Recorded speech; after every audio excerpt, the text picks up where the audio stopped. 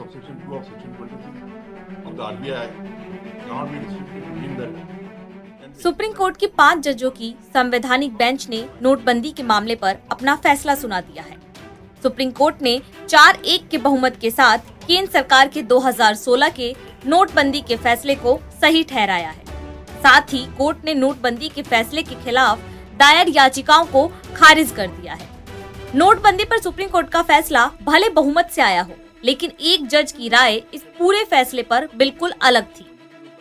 Justice BV. Nagarathna ने केंद्र के अधिकारों के मुद्दे पर अलग मत दिया।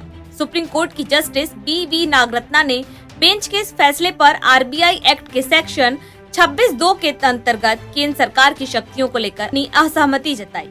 Justice BV. नागरत्ना ने कहा कि संसद को नोटबंदी के मामले पर कानून पर चर्चा करनी चाहिए। यह प्रक्रिया गजट अधिसूचना के जरिए लागू होनी चाहिए थी। जज ने स्पष्ट कहा कि देश के लिए इतने महत्वपूर्ण मामले में संसद को अलग नहीं रखा जा सकता। 500 और 1000 रुपए की श्रृंखला के नोट कानून बनाकर ही रद्द किए जा सकते थे, अधिसूचना के जरिए बिल्कुल नहीं। 500 और 1000 के नोटों को बंद करने का फैसला गलत और गैर कानूनी था। नोटबंदी अगर करनी ही है तो इसका फैसला आरबीआई को लेना चाहिए था, न कि केंद्र सरकार को। 2016 में ऐसा नहीं किया गया, इसीलिए कानूनी तौर पर नोटबंदी को सही नहीं ठहराया जा सकता। मोदी सरकार को भले ही सुप्रीम कोर्ट के फैसले से राहत मिल गई हो, पर जस्टिस नागरत्ना की बात उसे चुभ सकती है। बाकी 4 जजों से अलग हटकर फैसला सुनाने वाली जस्टिस बी.वी. नागरत्ना कौन है, आइए आपको बताते हैं।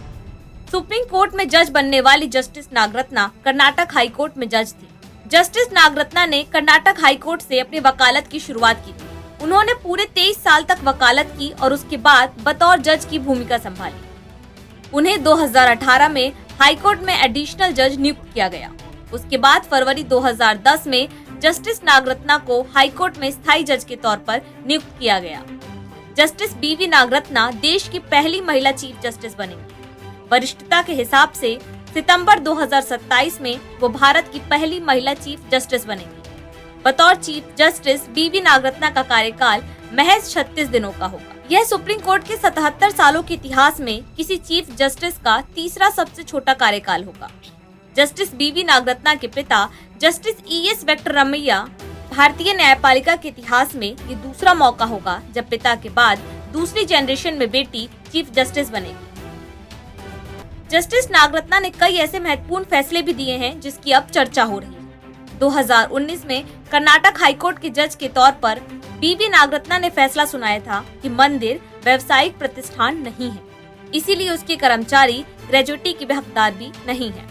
एक और सुनवाई के दौरान जस्टिस नागरत्ना और जस्टिस एच. संजीव कुमार ने ऑब्जर्व किया था कि अवैध माता पिता हो सकते हैं, लेकिन बच्चा कभी अवैध नहीं हो सकता। कोरोना के दौरान बी.वी. नागरत्ना ने कर्नाटक सरकार के उस फैसले से असहमति जताई थी जिसमें पेंडेमिक वाले एरिया में मिड डे मील बंद करने का प्रस्ताव दिया गया था। कोर्ट ने शिक्षक और स्कूल में कार्यरत अन्य कर्मचारियों को फ्रंट लाइन वर्कर मानने का आदेश दिया था। 2020 में एक तलाक के मामले में बी.वी. नागरत्ना ने टिप्पणी की थी कि लोग महिला सशक्तिकरण की बात करते हैं, लेकिन लोगों को ये नहीं पता कि सशक्त महिलाओं के संग कैसा व्यवहार करना चाहिए। माता पिता भी अपने बच्चों को ये नहीं सिखाते हैं। न्यायमूर्ति बी.वी. नागरत्ना ने नोटबंदी के फैसले पर असहमति जताई है। सुप्रीम कोर्ट की जस्टिस बी.वी. नागरत्ना ने बेंच के इस फैसले पर आरबीआई एक्ट के सेक्शन 26(2) के तहत केंद्र सरकार की शक्तियों को लेकर अपनी असहमति जताई है। नवभारत टाइम्स ऑनलाइन की रिपोर्ट।